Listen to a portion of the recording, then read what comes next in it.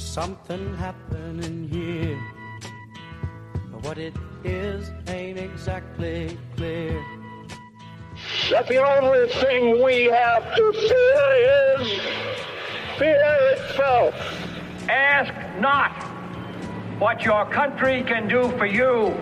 Ask what you can do for your country. I have a dream that one day this nation will rise up and live out the true meaning of its creed.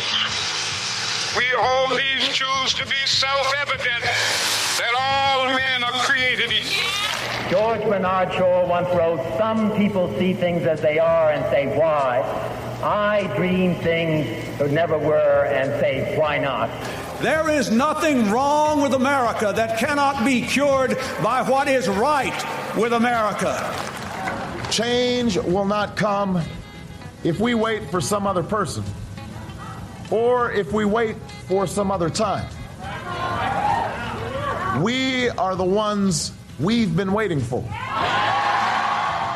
The Patriotic Progressive, for truth, justice, and the democratic way. And now your host, Stephen Hanks.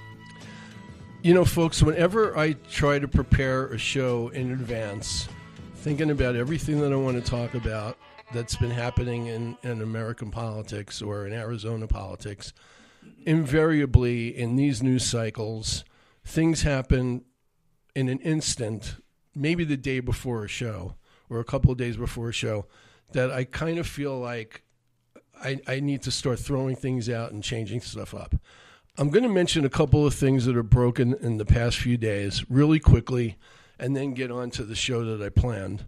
I would love to have talked about all this stuff, but it's going to have to wait for another show. But here's some of the things that happened in the past few days that if you are a Democrat, a progressive, a liberal, whatever you want to call yourself, should have you even more energized to work to elect Democrats in this election. Here's the laundry list, and I might leave some out. So we discovered yesterday that the Republican candidate for governor in North Carolina once referred to himself as a black Nazi on a porn site. We found out that a prominent journalist for a major magazine had to be suspended by her employer for having an affair with Robert F. Kennedy Jr. while she was reporting on him. We found out that Republicans in Congress are again threatening to shut down the government in October if they don't get their way on a bogus immigration policy. And at a conference on anti-Semitism, Donald Trump blamed Jews if he loses the election and said that as president, he wouldn't allow people into the U.S. from, quote, infested countries, unquote. And I haven't even mentioned the whole despicable controversy going on with the supposed Haitians eating of animals in Springfield, Ohio. So I just had to mention those things because they're hot in the news. And because of the show that I planned today, I'm not going to get into any details about that. But good morning to all of you out there in Sedona and throughout the Verde Valley listening right now on this September 21st, 2024, through KAZM 106.5 FM and 780 AM Mellow Mountain Radio. Like the announcer said, my name is Stephen Hanks, and this radio show, which is heard every Saturday morning at 8 a.m., is called The Patriotic Progressive, for truth, justice, and the democratic way. And I also want to welcome folks from all over Arizona and around the country who may be tuning into the live stream on mellowmountainradio.com, and anyone who is listening to the podcast version on Apple or Amazon Podcasts, my YouTube channel, Spotify, and now you can also listen to the podcast on my Substack newsletter at The Patriotic Progressive. So, folks, I'm welcoming two guests in the studio today who are Democratic candidates for two very important positions representing the people of Arizona. During the first part of the show, I'll be talking to Jonathan Nez, a Native American running to represent an Arizona congressional district in Washington. And then later you'll hear from Tim Stringham, the Democrat running to assume the vital job of recorder in Maricopa County. But before I introduce Jonathan Nez, I want to alert all of my Sedona and Verde Valley listeners to an upcoming film event that I strongly recommend you try to attend. And then I'll have a few things to say about the Republican Arizona congressman that all patriotic progressives hope that Mr. Nez will unseat on November 5th. First on the film. Beginning on Monday, September 30th, and running through Thursday, October 3rd, I think it's Wednesday, October 3rd, the Sedona International Film Festival in West Sedona is showing Bad Faith, Christian Nationalism's Unholy War on Democracy, a new and timely documentary that unveils the forces dividing our nation from within. Part archival chronicle and part expose, Bad Faith investigates the alarming rise of Christian nationalism in America. This movement, once on the fringes of Christian conservative thought, has surged to the forefront of American politics, driven by the belief in establishing a theocratic rule that aligns with its interpretation of Christian values. Through interviews with religious leaders, historians, investigative journalists, and political veterans, Bad Faith explores how this ideology has skillfully seduced tens of millions, becoming one of the most formidable political forces in the nation. There will be 4 showings of Bad Faith at the Mary D. Fisher Theater, starting this coming Monday and Tuesday at 4 p.m. and Wednesday and Thursday at 7 p.m. For more information and tickets, go to SedonaFilmFestival.com. And folks, I've already seen this documentary a couple of times, and while it is frightening on many levels, it is very important that you see it, especially if you'd like to understand the evolution of the draconian Project 2025. So I'm going to say a few things about Eli Crane that perhaps my guest will not say, because I found out at a door meeting he was at yesterday that he tries not to use his name. And what follows is completely my opinion. Eli Crane is currently the congressman representing Arizona District 2, which covers Apache, Coconino, Gila, Navajo, and Yavapai counties in their entirety, and portions of Graham, Maricopa, Mojave, and Pinal counties. Eli Crane has boasted that insurrectionist Arizona congressmen and right-wing nut jobs, such as Andy Biggs and Paul Gosar, are his mentors. As a freshman in the House of Representatives, Crane was one of only 8 Republicans to vote to oust Kevin McCarthy as Speaker because they were annoyed that McCarthy wanted to make a deal with President Biden last October so America wouldn't default on its debt. Crane once referred to black Americans as colored people on the floor of the House, although he later said that he misspoke. Crane has said that he wanted to be part of the, quote, uprising, unquote, of a, quote, army of freedom fighters, unquote, presumably like the January 6th insurrectionists that take back the country. Eli Crane is an unrepentant Donald Trump supporter and election denier who has proclaimed the 2020 election was full of, quote, massive amounts of fraud, unquote, and he has also pushed other conspiracy theories, most recently that people in our government were involved in the assassination attempt on Donald Trump in Pennsylvania. Eli Crane supports banning abortion, even when the woman is a victim of rape or incest, and he even supports allowing states to punish women and doctors. Earlier this month, Crane appeared in Mesa with Texas Governor Greg Abbott, arguably the most despicable governor in this country, and that's a tough call because there's a few of them, at a quote-unquote Agenda 47 policy tour. Now, Agenda 47 is Trump's Cliff Notes version of Project 2025. Anyway, at this event in Mesa, Eli Crane said he was willing to shut down the government over immigration policy. Quote, desperate times call for desperate measures, Crane said. Shut it down if that's what we have to do. And if all that wasn't enough, according to a recent article in Rolling Stone magazine, Eli Crane compared the Republican Party's planned army of poll watchers for this November's election to SEAL Team 6 snipers and declared that poll watchers would be boots on the ground to counteract a desperate opposition which will, quote, do whatever it takes to hold on to power, unquote. And do you know how Eli Crane got elected as the District 2 seat in 2022, beating an incumbent Democrat, Tom O'Halloran, by 8 points? Because after the 2020 census, the supposedly nonpartisan Arizona Independent Redistricting Commission redrew O'Halloran's district, making it a more Republican-leaning enclave.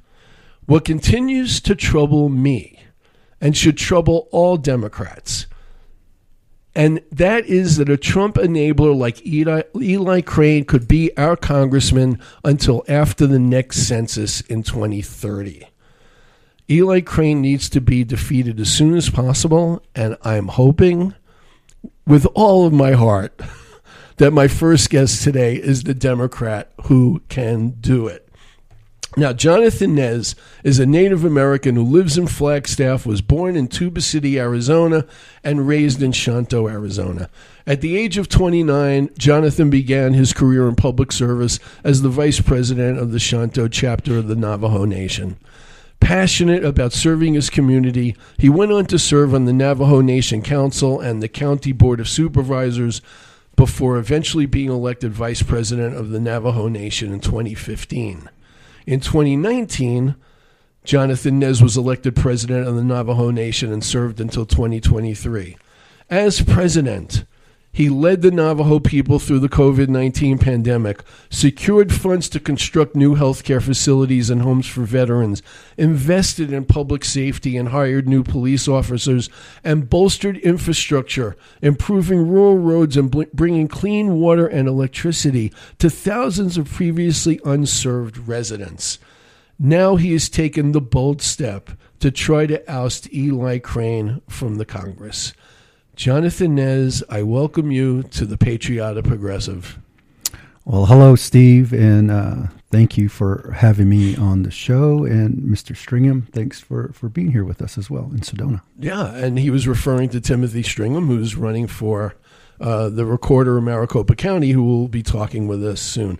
So, Jonathan, a little more than a year ago, the Democrats of the Red Rocks here in Sedona held a fundraiser for Congressman Ruben Gallego, who we all hope wins his race for the Senate against the election-denying Trump supporter who will not be named because I just can't bring myself to say it.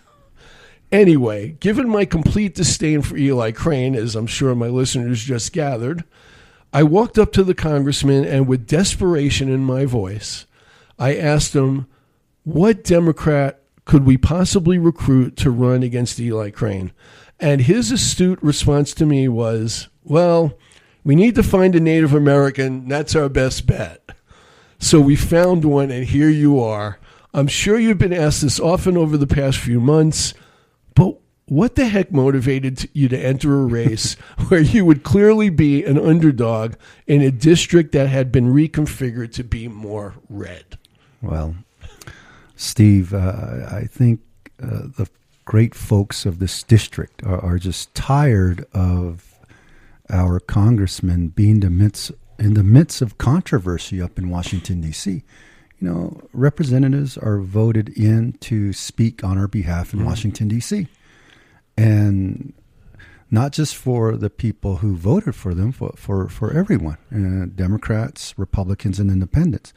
But we don't see that, or we don't hear that from our current congressman. You know, I think when I transitioned out of the Navajo Nation and moved back to Flagstaff, where my wife and I met, and went to school, Northern Arizona University, Lumberjacks, and you know, we wanted to, you know, maybe transition into, you know, back to normal life, being in government and politics for over 18 years. Over the 18 years, people have come up to us asking us to move up in positions of leadership, and it's always about the people. And when we moved into Flagstaff, people found out we were there, and they encouraged us and respectfully asked us to consider running for Congress. And at that time, I think it was like mid-year of 2023, and you know, I said, okay, well, we'll pray about it. You know, of course, I have to talk to my wife and my family about it. And you know, those months moved on, and when I got into like August, September, probably September, October, I kept seeing our congressman's name in the headlines about voting to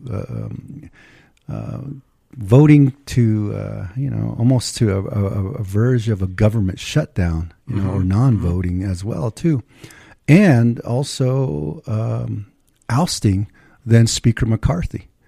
And to watch that on national news and talking to my wife, it's like, this is going to be our future in this district. I mean, we have to, consider running for this office. Of course, fast forward real quick, we said yes, and we got a late start in October. Right. But fast forward to today, there's a lot of momentum, Steve.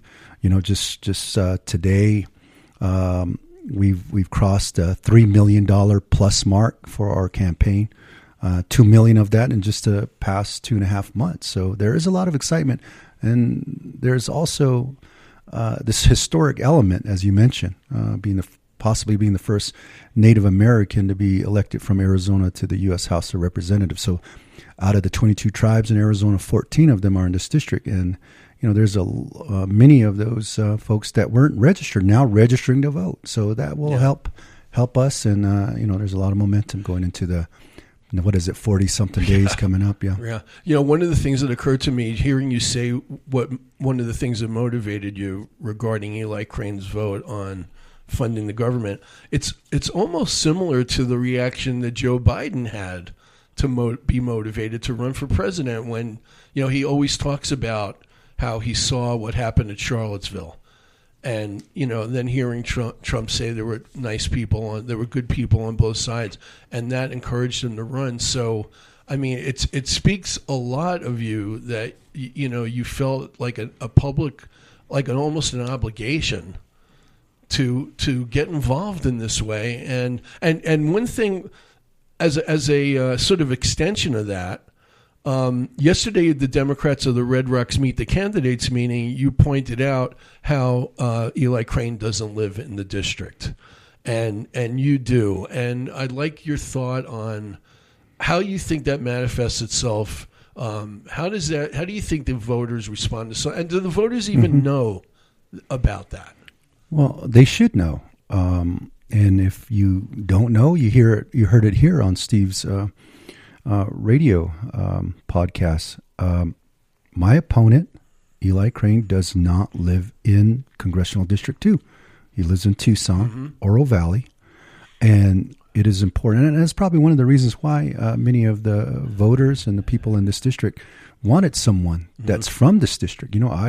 I was born in this district. I grew up in this district, went to school, and I'm still here willing to serve. And hey, if I was a tourist, I'd hire you as a tour guide. Oh, gosh. You probably know it all. Matter of fact, Steve, I used to be a tour guide way back. Yes, up in the Monument Valley area. Those of you that are listening that have been to beautiful Monument Valley, I was started as a tour guide back in the day. Yeah, but anyway, and what we're also seeing is the allegiance that my opponent has to the former President Trump.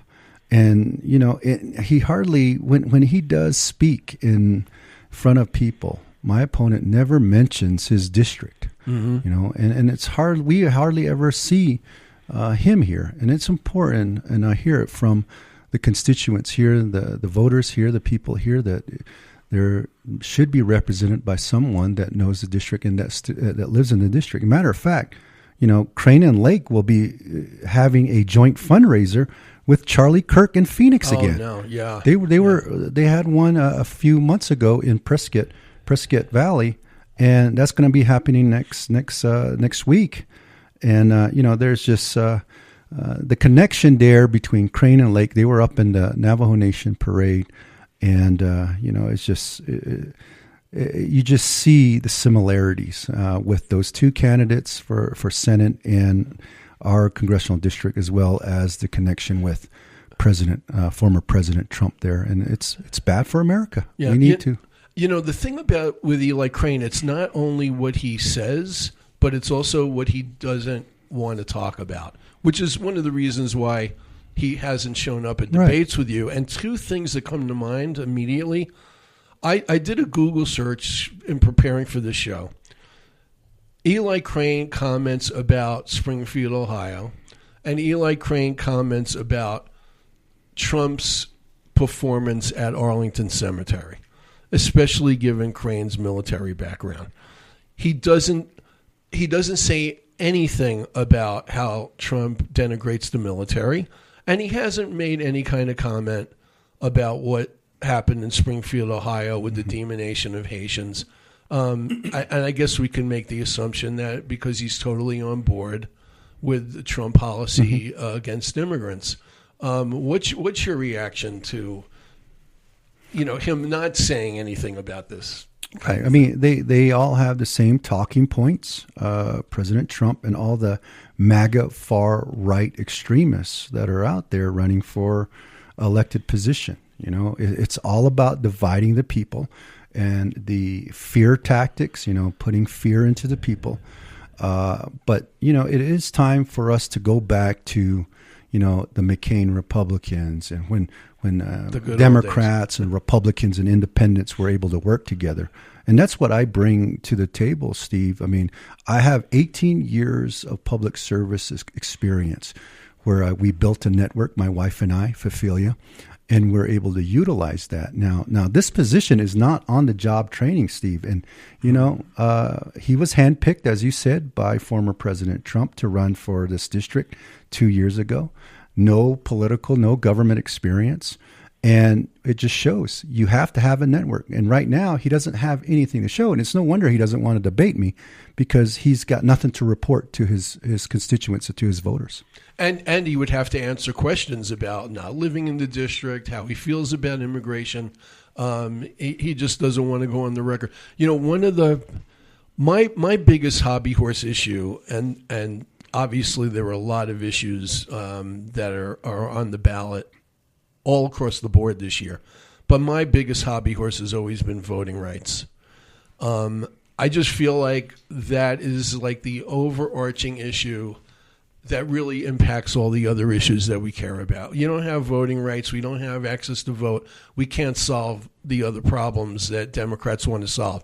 So from talking with voters in CD2, especially those in rural areas and in the Native American population, which is about 22% of the district, are you finding the voting rights issues resonate with them? And will most, if not all, Native Americans in this district be able to vote safely and easily? Steve, a few weeks ago, there was a U.S. Supreme Court ruling that came down. Arizona, of course, now has the voters have to show proof of status, proof of residency, and in order to show an ID. In order for you to get an ID, you have to have documentation in order to get an ID. And right now, because of that Supreme Court ruling, some of our elders are not going to be able to vote in this election because some of our elders were born at home. They wasn't in a hospital. They don't have a birth certificate, and the way to get a birth certificate is such a long process with the state's vital statistics and records that, they're not going to be able, many of them are probably not going to be able to get their birth certificate and get their ID in time for this election. So it disenfranchises a lot of our elders. I get it. You got to show an ID, show proof of citizenship. Yes. But there are some folks that were born at home. And they may not be able to vote in this upcoming election for who they want to choose as their leaders. Yeah, in the Native American community in this district, what percentage of voters do you think vote or lean Republican? And I'm going to guess that it's less than vote Democrat, but the ones that do support Republican candidates, what do you find their issues are that make them lean that way, if that's something that you can talk about? Well, I mean, in the communities that we were able to visit, from Kayenta to Tuba City to the Gila River Indian community, Auction Indian community, They just want to be able to have something better for their children and their grandchildren, and to get ahead in life. I think that's pretty much universal all across the board. And people are saying too that we want somebody that can go against these big businesses and make sure they bring down the prices of food and prices of gas. I mean, some of these large businesses, these companies are having record profits right now, but the consumer is still hurting. More so, I think, in rural communities. And we have seen a shift. Of course, there's a historical element to our race, as I mentioned earlier. I've gotten Native American Republicans saying that, well, we're going to vote for you. And because, we are vying to be the first indigenous person from Arizona to be elected to the U.S. House of Representatives. When I was carrying my petitions early on to get on the ballot, after we reviewed them, there was hundreds of Republicans in the tribal communities who signed our ballot. Of course, they didn't qualify, but at least that just showed us that even Native American Republicans are wanting someone that looks like them in Congress, and Congress should look like America as well in diversity. Right. I want to talk to you about probably the biggest issue in the campaign, at least the issue that Republicans are making the biggest issue for them. Based on what Trump and Vance are saying in their rallies and speeches to conservative organizations, they seem to not just be doubling down, but tripling and quadrupling down on demonizing immigrants and minorities as by far their main issue to try to win this election. And I haven't heard, like I said before, I haven't heard or read about Eli Crane disavowing any of this racist rhetoric. If immigration is being cynically used to win this election, including in a border state like Arizona, how do you, as the challenger candidate on the Democratic side, talk to people on both sides of the aisle about immigration and your views on the way it's being used? Thank you for that question, Steve. I'm going to give you my worldview, okay, as an indigenous person in this country. Folks came to this country for a better life. All the folks, the person I'm running against, of course, is not Native American. So they were immigrants themselves, and they came to this country for a better life. Don't think I'm saying anything negative about the people that are coming into this country that have made a better life. But I think the strength of who we are as the United States of America is important here, because with this diversity here, especially in the state, we're stronger for it. And, I understand that we need to get more resources to the border, get more Border Patrol agents, workers down there. They're working very hard with limited resources. We had an opportunity, Steve, there with a bipartisan immigration bill, but it got shot down by the former president. And that could have gave resources to the folks down at the border, and also make it, I don't want to say easier, but make the system work a lot quicker so that people that want to get in this country can get here legally. That means putting more judges there, putting more resources in the court so that they can come here legally, and then also giving the resources to keep the bad actors out, keep the drugs out of this country. And, as U.S. House of Representatives, when elected, that would be my priority as well, to make sure that people come into this country that want to get in, make a better life for themselves, come in legally, and keep those bad folks out. Yeah, great. So I don't want to jinx it or get ahead of the game, but let's assume that you win the election and you're in Congress. Have you thought about what committees that you would like to serve on if you're in the House of Representatives? Well, any government has seniority, right? As a freshman, as a freshman lawmaker, you'll have to beg. But everybody wants to be on the Appropriations Committee, right? Maybe being a former Navajo Nation Budget and Finance Committee member and chair, maybe get me on the Appropriations Committee. Yeah. But I think natural resources would be good. Transportation would be another. I mean, aren't we all? I'm kind of tired of the resources not going into our roads. We need to fix those potholes in our communities, fix up the roads, build more roads, build new bridges, repair those bridges as well. Infrastructure, natural resources, really just taking better care of Mother Earth. We've seen here in the state of Arizona, I think this year, the record temperatures, heat-wise. Right, yeah. And so we need to bring down resources and take better care of Mother Earth, as well as the fires that are happening in the West, all over the country, really, to get resources there to make those forests healthier. By thinning out the forests and those that have burn places, making sure that we get resources to mitigate the flooding. Right. And I think those are some committees that I'd be interested in. Yeah, if you're a congressman for this congressional district you're running for, obviously you're working for all the people. Mm-hmm. If you're in that position, and even now as a citizen looking at what the administration is doing, what would you like to see the national government do more for the Native American community that they may not be doing now? Well, as I've been traveling this district, there's a lot of similarities, Steve. Mm-hmm. I think in tribal communities, rural Arizona, there's a need for infrastructure, water. Absolutely, especially. Yeah. As the president of the Navajo Nation, I testified before Congress many times, because tribes have that special relationship with the federal government to government relationship. I was a part of, securing the water for New Mexico, the Navajo Nation side, water rights settlement. And just recently when I was president, the Utah water rights settlement.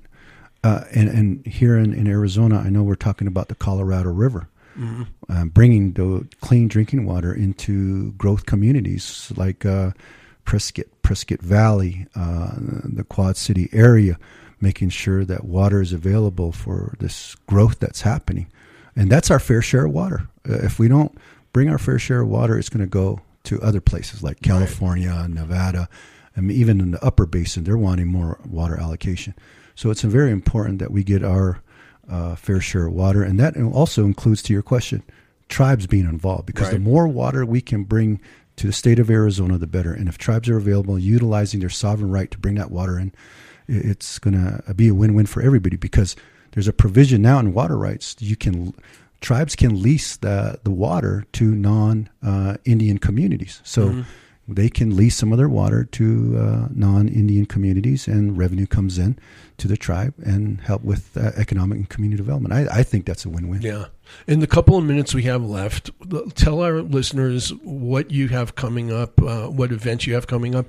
Is there a chance that Eli Crane may eventually debate you in some kind of format? Well, I invite Eli Crane to share what he has done this past year, over a year and a half, to the voters and the constituents.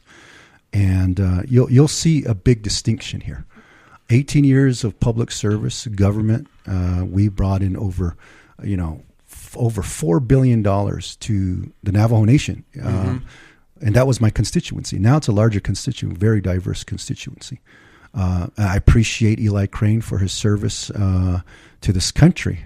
But at the same time, not much in government or political experience. So back to what I was saying, this position is not on the job training. You got to go right in and start advocating for your fair resources. And one of those is bringing those dollars back into our district.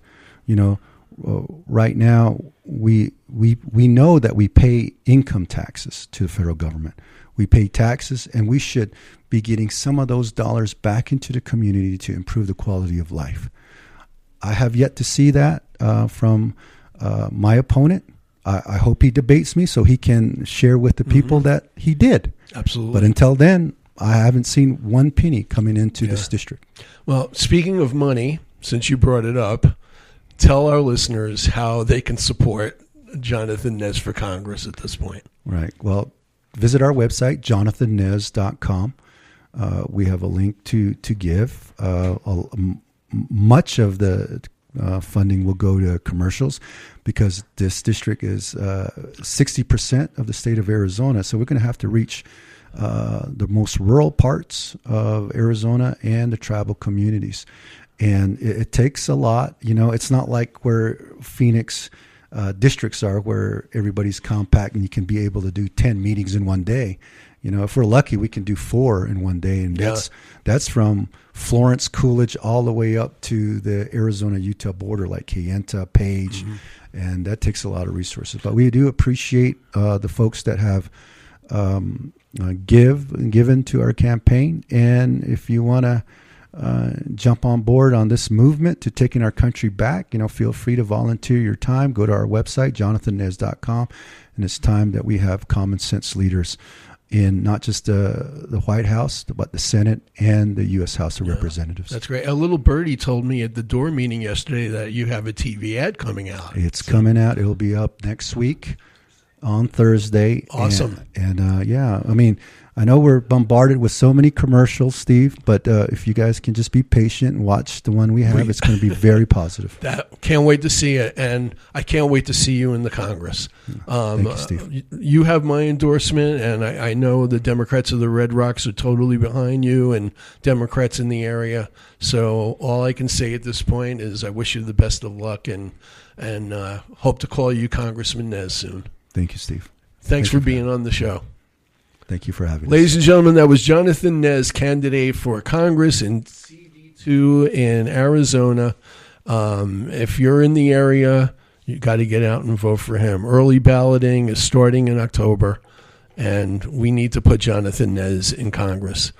We're going to take a little break, and when we come back, we're going to be talking to my next special guest in the studio, Tim Stringham, the candidate for the recorder of Maricopa County. We'll be right back. More than 80 million Americans depend on AM radio each month for news, weather, and emergency information.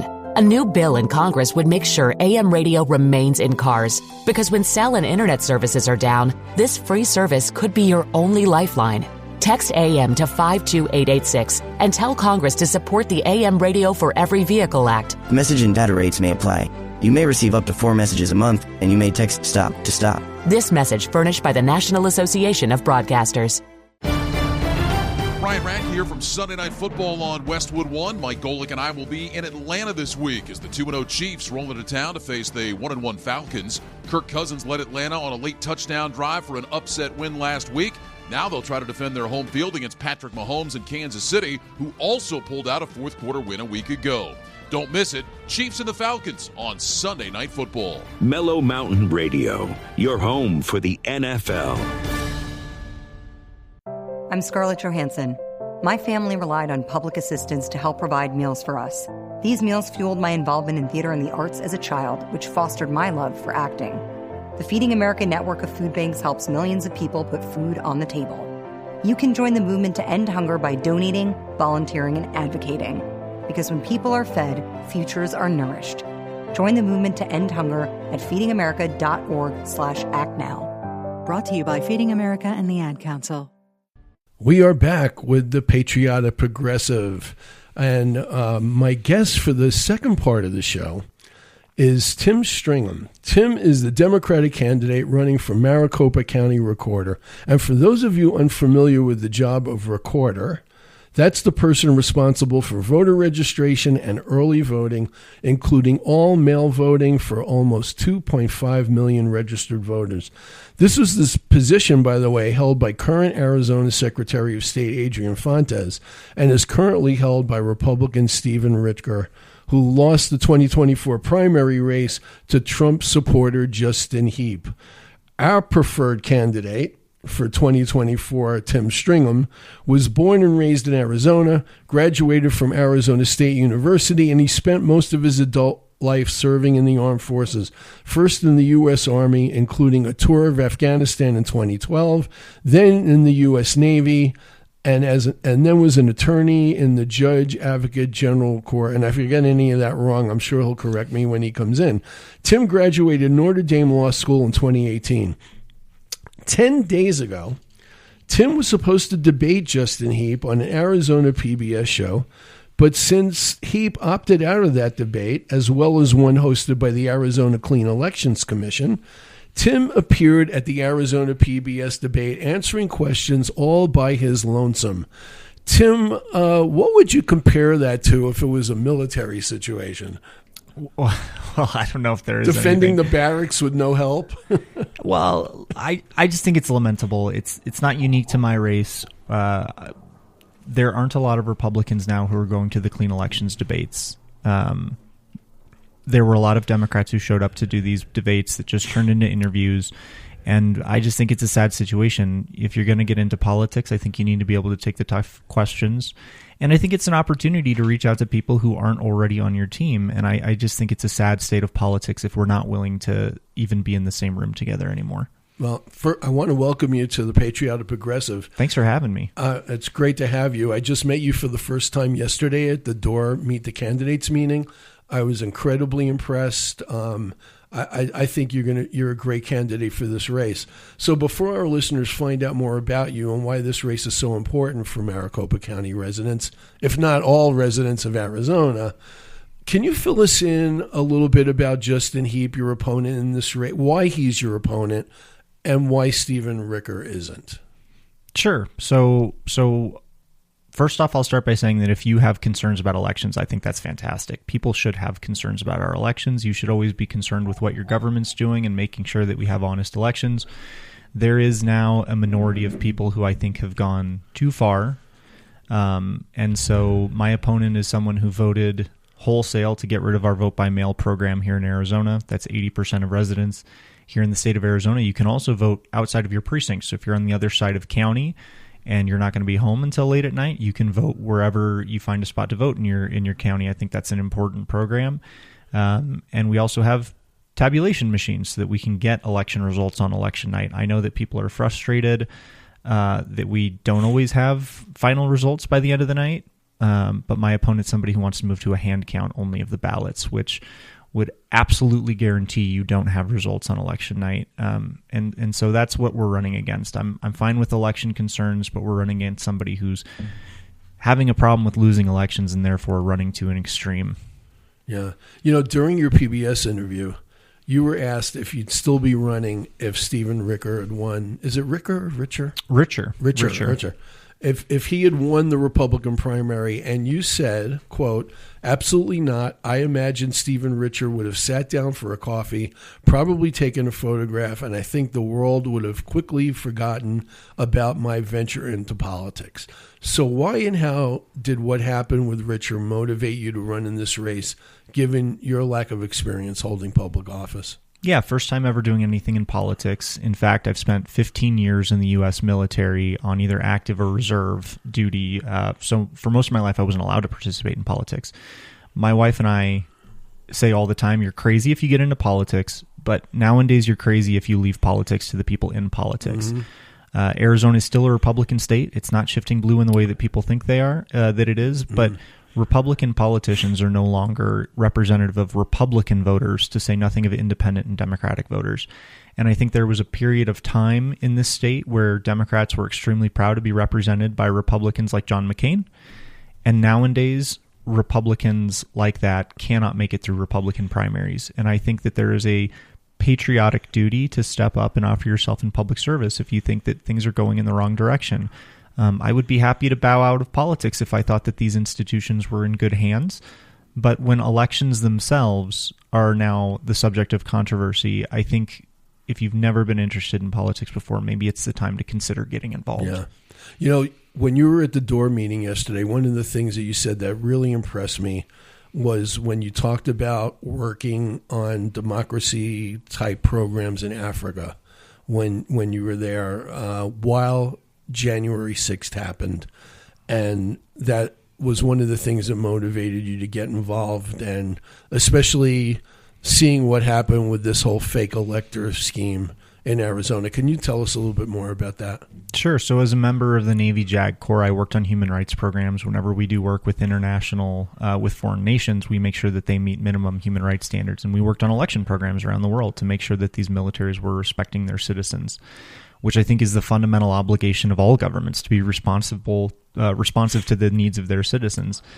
And on January 6th, I remember listening for 3 hours as the president said nothing while the nation's capital was being raided. And then that event was immediately followed up by the president putting on his Truth Social account that the election results necessitated terminating the Constitution. And to be someone who is working on human rights to try and bring democracy to other parts of the world, to try and explain to people why democracy is so important, and then to see in the United States a president violate his oath of office, it was jarring, and it led me to wonder what my own obligation required me to do. At the point that the U.S. president is calling to terminate the Constitution, do you follow orders? Do you not show up to work? Do you immediately go back home, or do you just wait for the Supreme Court to fill it out? And I think there are a lot of people asking that question. We meet with Republicans every single day who have not changed their political affiliation. You know, they're still conservative, but they support the U.S. Constitution, and they're willing to abide by the results of elections and to live lives in a peaceful manner, who don't think that their neighbors are out to get them. And I think it's absolutely crucial that we remember that on a fundamental level, elections matter. Not just election outcomes, but elections matter. Being able to talk to your neighbor in a peaceful manner, being willing to say, well, it's okay if I lost this election. I can have tough conversations with my neighbors, see if I can change their mind, and maybe win the next election. That is what America is built on. We don't need violence in our streets. We don't need government takeovers. We don't need a coup d'etat. We don't need a rebellion. We don't need a civil war. We've got to find a way to get back in the same room together and have tough conversations. Yeah, you know, one of the other things you said at the door meeting yesterday was you pointed out how Maricopa County, if it was a state, would be the 25th largest state in the country, which kind of blew me away.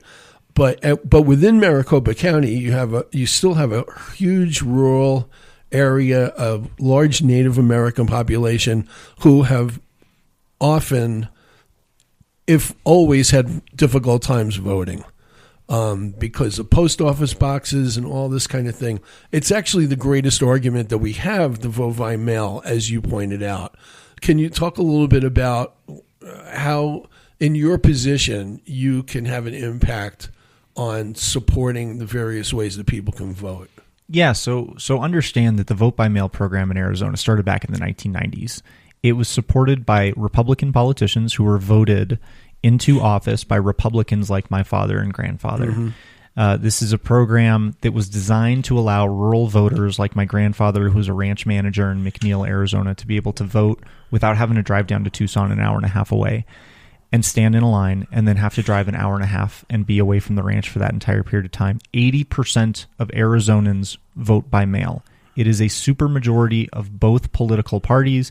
Your ability to vote by mail is absolutely fundamental to your ability to do business on Tuesday, November 5th. And I think it's just absolutely key that we have voters who are in a place of power to choose their politicians, and that we don't allow politicians to have the power to choose their voters. And whether you are a Republican or a Democrat, whether you're going to vote for me or you're never going to vote for me, I'm here to represent you, to protect your right to vote, to make sure that that experience is painless, and that you get your views represented to a government that is responsive to you. Republican politicians in the Arizona State House voted unanimously this year to get rid of vote-by-mail programs. They think that you should have to ask via permission to a new government bureaucracy months in advance, and that theoretically your local government could deny you. Your local government could say your request is denied, we don't approve you, and suddenly you don't have the right to vote. This isn't a government of, by, and for the people. It needs to remain that way. Absolutely. How much interaction have you had with Secretary of State Fontes in terms of getting his advice about the job, your campaign, and what the important issues are regarding elections in Arizona? Have you been able to communicate much with him? Quite a bit with the Secretary of State, but not just with the Secretary of State. We've gone and toured the tabulation facility multiple times. We've talked to recorders from other counties. It is our hope to get out to some of the other counties and visit not only We've already seen the Maricopa County facilities, but see how things are going in other counties as well. We've talked to election officials. We've talked to poll workers. We talked to election attorneys last night. So at the end of the day, this is a leadership position. It's my hope to lead a rather large office and find out what their needs are, what your needs are as the voter, and be responsive to that. But we're trying really hard to learn everything that is entailed by the job and trying to get people in a state like Arizona, which is enormous. It is vast. Our counties are far larger than counties in other states. We have a lot of unique challenges. And we want to be responsive to all of those. We're scheduling up events to go to the Fort McDowell community, to trying to get out to Wickenburg, far outside of the center, and going around the state and hearing what people's concerns are. And again, whether you're going to vote for me or not, I want to know what your concerns are. Mm-hmm. And not every politician's out there doing that, which I think is it's just a missed opportunity. Yeah. What do you make of your opponent not wanting to debate? Is it merely a question of most Republicans that are running for election right now or re-election don't want to go on the record about how they support Donald Trump or any of these policies, and so they'd rather just not show up? Well, here's the fact.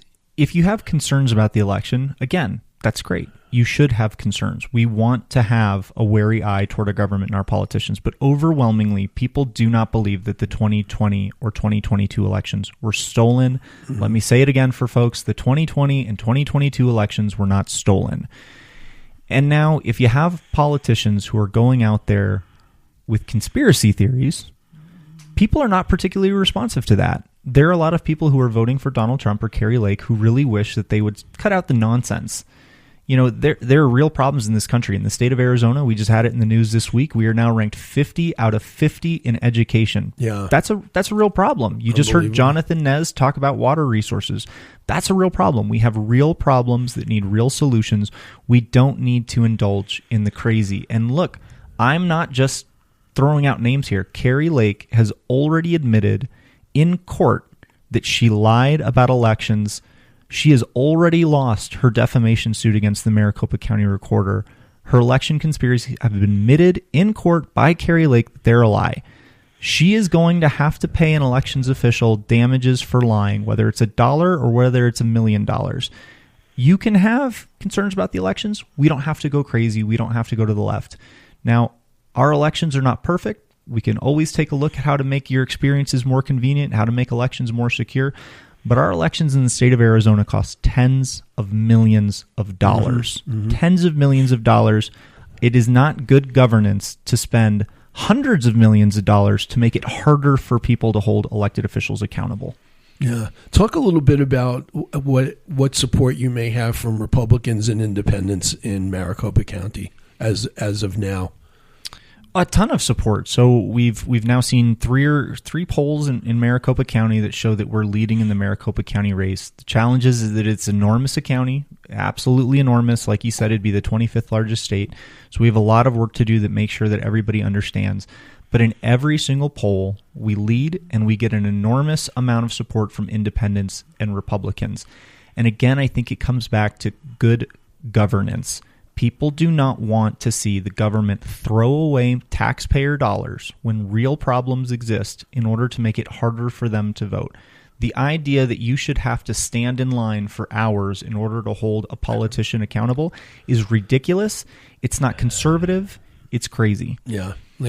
Let alone not be able to hand out water like some states want to do for people waiting in line to get into the polling places. I think in Georgia, that's one of the laws they wanted to pass.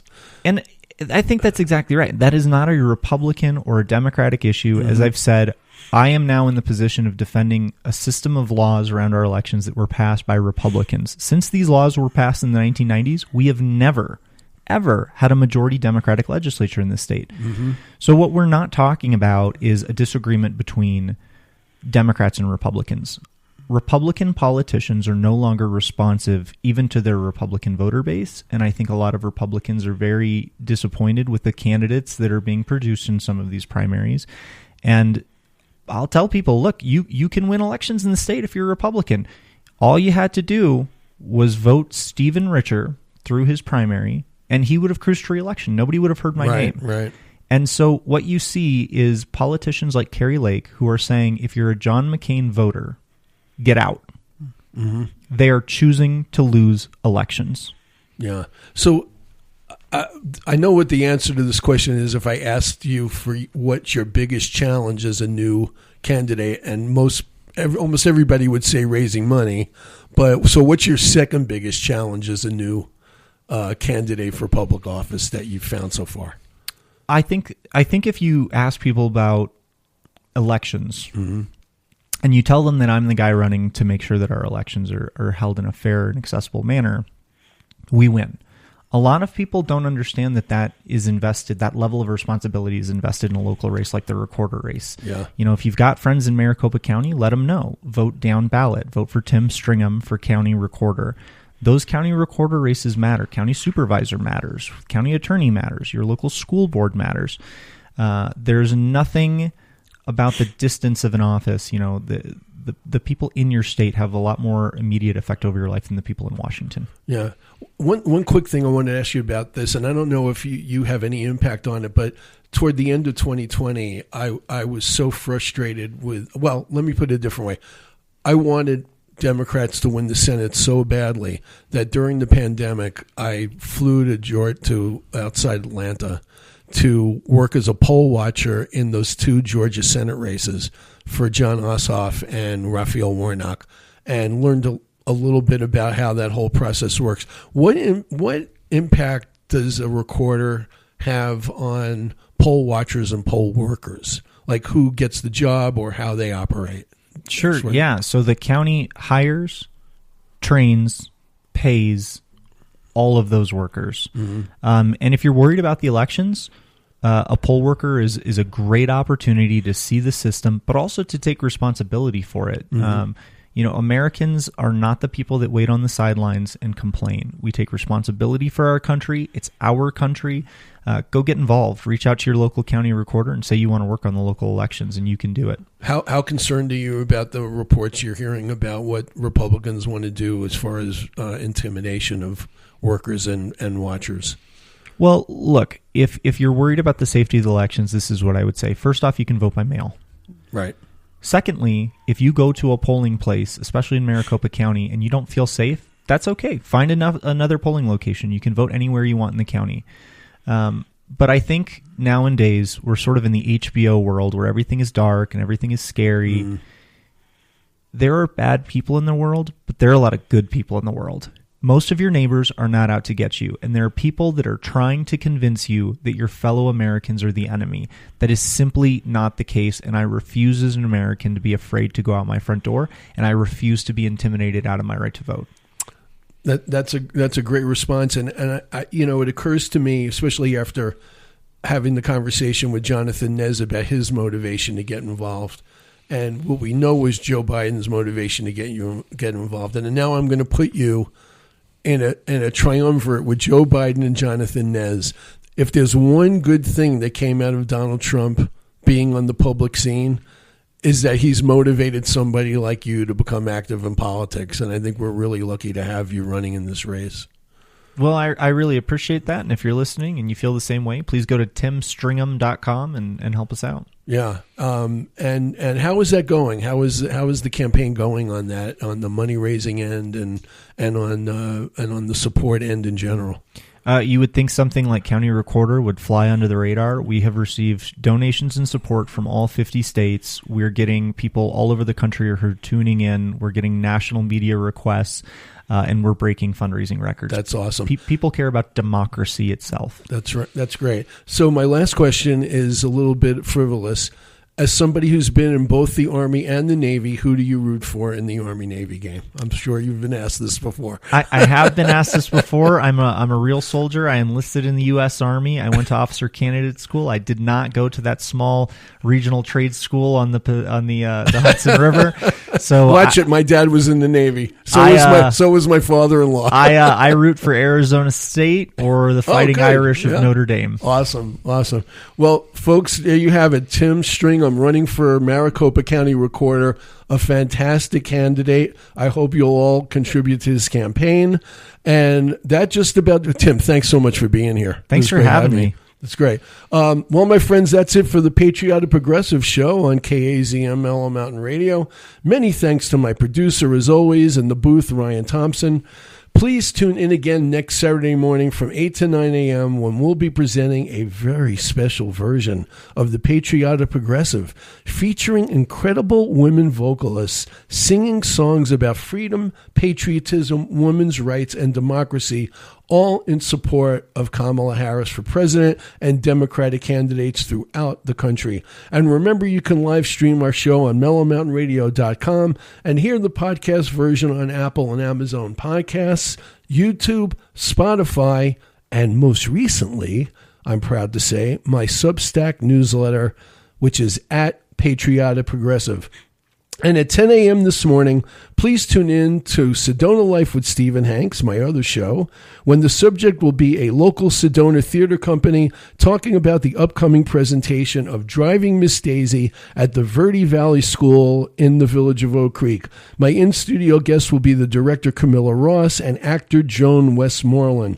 But for now, thanks for listening to the Patriotic Progressive for truth, justice, and the democratic way. Have a great week, everyone.